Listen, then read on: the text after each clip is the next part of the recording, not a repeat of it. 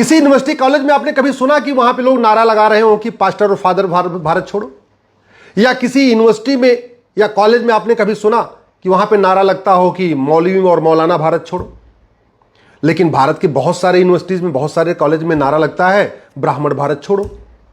कभी आपने इसके पीछे सोचा ये कौन लोग हैं, क्यों कर रहे हैं? आखिर क्रिश्चियन कभी नहीं कहते पास्टर और फादर भारत छोड़ो, मुस्लिम कभी नहीं कहते मौलवी मौलाना भारत छोड़ो, फिर कॉलेज के ही हिंदू पढ़ने वाले और पढ़ाने वाले ये क्यों कहते हैं ब्राह्मण भारत छोड़ो? ब्राह्मण तो कोई जाति नहीं है, ब्राह्मण तो एक वर्ण है। भीष्म पितामह क्षत्रिय कहलाए, उन्हीं के भाई वेद व्यास जी ब्राह्मण कहलाए, राजा दशरथ क्षत्रिय कहलाए और उन्हीं के परिवार के विश्वामित्र जी ब्राह्मण कहलाए। पंडित हरि प्रसाद चौरसिया, टाइटल उनकी चौरसिया है और नाम क्या है? पंडित हरि प्रसाद चौरसिया। तो ब्राह्मण और पंडित कोई कास्ट तो है नहीं, ब्राह्मण और पंडित तो कर्म के आधार पर था। तो सवाल यह है कि फिर भारत के कॉलेजेस में, यूनिवर्सिटीज में ये ब्राह्मण भारत छोड़ो का नारा क्यों लगता है? अच्छा, कभी आपने किसी क्रिश्चियंस को सुना कि हमारे ये जो पास्टर और फादर हैं ये नौकरी नहीं करते हैं, कोई कारोबार नहीं करते और हमारे दान दक्षिणा पे पलते रहते हैं?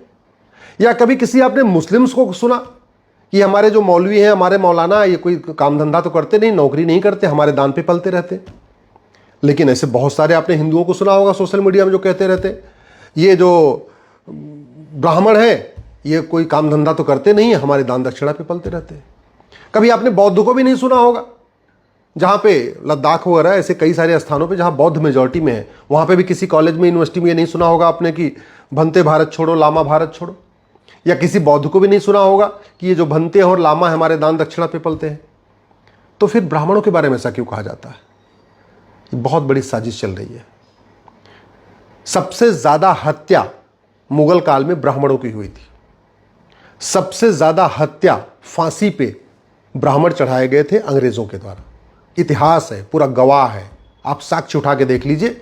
सबसे ज्यादा धर्मांतरण का विरोध मुगल काल में ब्राह्मणों ने किया था, इसलिए सबसे ज्यादा उनको तलवारों से काटा गया था। ऐसे ब्रिटिश काल में अंग्रेजों के खिलाफ सबसे ज्यादा जो आंदोलन शुरू किया था वो ब्राह्मणों ने शुरू किया था। सबने शुरू किया था, क्षत्रिय भी थे, वैश्य भी थे, दलित भी थे, लेकिन आंकड़े बताते हैं कि सबसे ज्यादा फांसी अंग्रेजों ने ब्राह्मणों को दिया, सबसे ज्यादा लाठियों से पिटवा पिटवा के ब्राह्मणों को मरवाया। और मुगल काल में भी सबसे ज्यादा तलवारों से काटे गए थे ब्राह्मण। आप घटना सुनते होंगे ना, पर डे इतने किलो जनेऊ उतरवाना है, अल्टीमेटली इतने किलो, इतने हिंदुओं ब्राह्मणों को मारना है। वो सच्चाई ये थी। चाहे वो रजाकार थे जो आंध्रा में सबसे पहले उन्होंने हमला किया, जहां ब्राह्मण, जिस गांव में ब्राह्मण ज्यादा थे, और जिस गांव में भी हमला किया उसमें पहले चुन के ब्राह्मणों को मारा। ये कड़वी सच्चाई है। एक बड़ी साजिश चल रही है, एक बड़ी साजिश चल रही है, इंटरनेशनल साजिश चल रही है, और उसके लिए बड़ी बड़ी फंडिंग आ रही है। खाड़ी देशों से हवाला के जरिए फंडिंग आ रही है, पश्चिम देशों से एफसीआरए के जरिए फंडिंग आ रही है, और भारत के ही बहुत सारे हिंदू जो एनजीओ बना के बैठे हुए हैं उनके एनजीओज को फंडिंग आ रही है कि भारत में तुम जाति का जहर घोलो, ब्राह्मणों को गाली दो। आखिर क्या कारण है कि जापान और कोरिया के राजा दलाई लामा का सम्मान करते हैं तो कोई कुछ नहीं बोलता, अमेरिका रूस के राष्ट्रपति पोप के सामने झुकते हैं तो कोई कुछ नहीं बोलता, अरब कुवैत के जो सुल्तान है वो मौलवी के सामने झुकते हैं तो कोई कुछ नहीं बोलता, लेकिन भारत के राष्ट्रपति, उपराष्ट्रपति, प्रधानमंत्री अगर ब्राह्मण के सामने झुक जाए, ब्राह्मण मतलब किसी संत के सामने झुक जाते हैं तो पूरा बवाल हो जाता है। क्यों? सोचा कभी आपने? बहुत बड़ी फंडिंग आ रही है भारत को बर्बाद करने के लिए।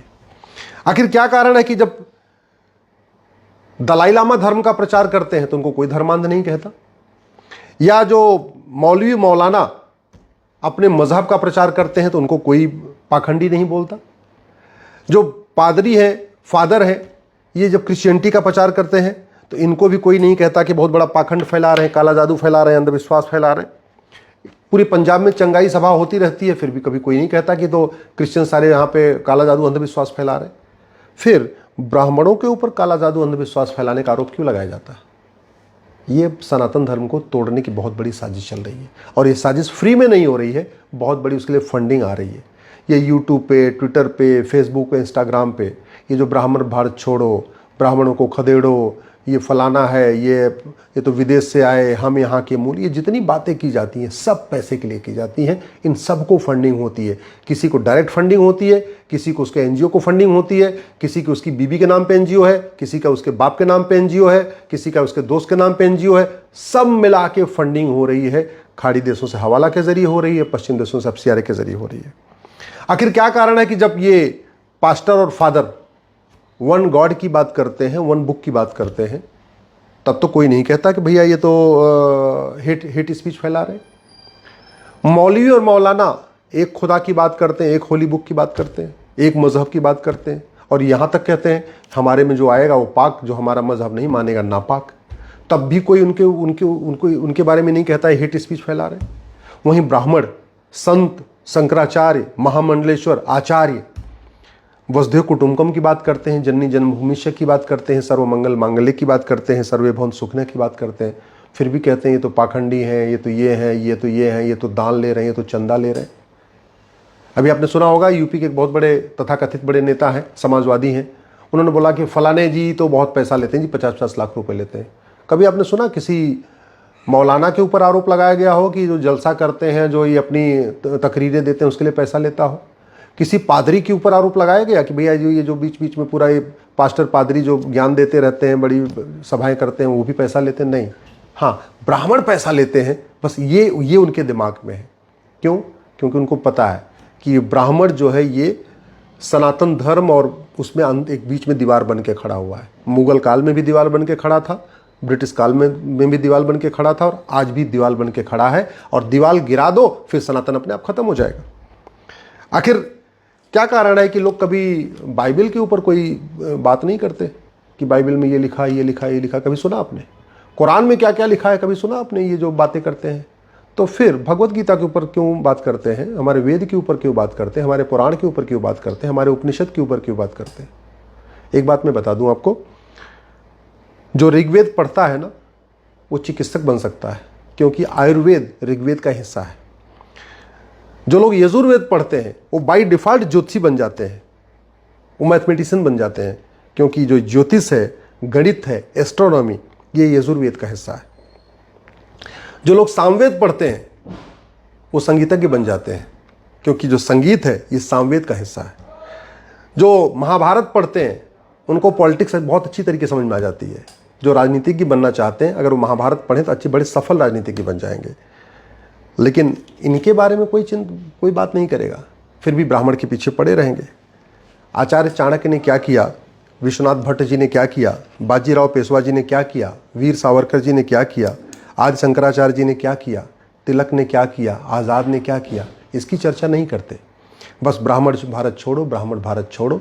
और मैं फिर से कह रहा हूँ, ये जो ब्राह्मण भारत छोड़ो का नारा है, ये खुद का नहीं है, ये केवल पैसे के लिए हो रहा है। ये विदेशी पैसे से पलने वाले कुछ तथाकथित नेता, तथाकथित अभिनेता, ये विदेशी पैसे से पलने वाले कुछ बुद्धिजीवी, कुछ लेखक ये ऐसी बातें करते हैं।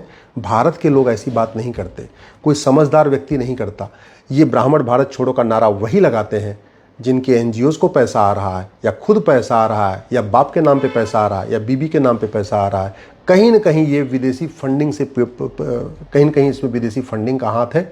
जब तक फंडिंग नहीं रुकेगी तब तक ये लोग चिल्लाते रहेंगे। इसलिए अब इनको जवाब देने का समय आ चुका है। इनके पाखंड को एक्सपोज करने का समय आ चुका है। इनको सनातन धर्म में हर कमी नज़र आती है, लेकिन इस्लाम में कोई कमी नज़र नहीं आती है।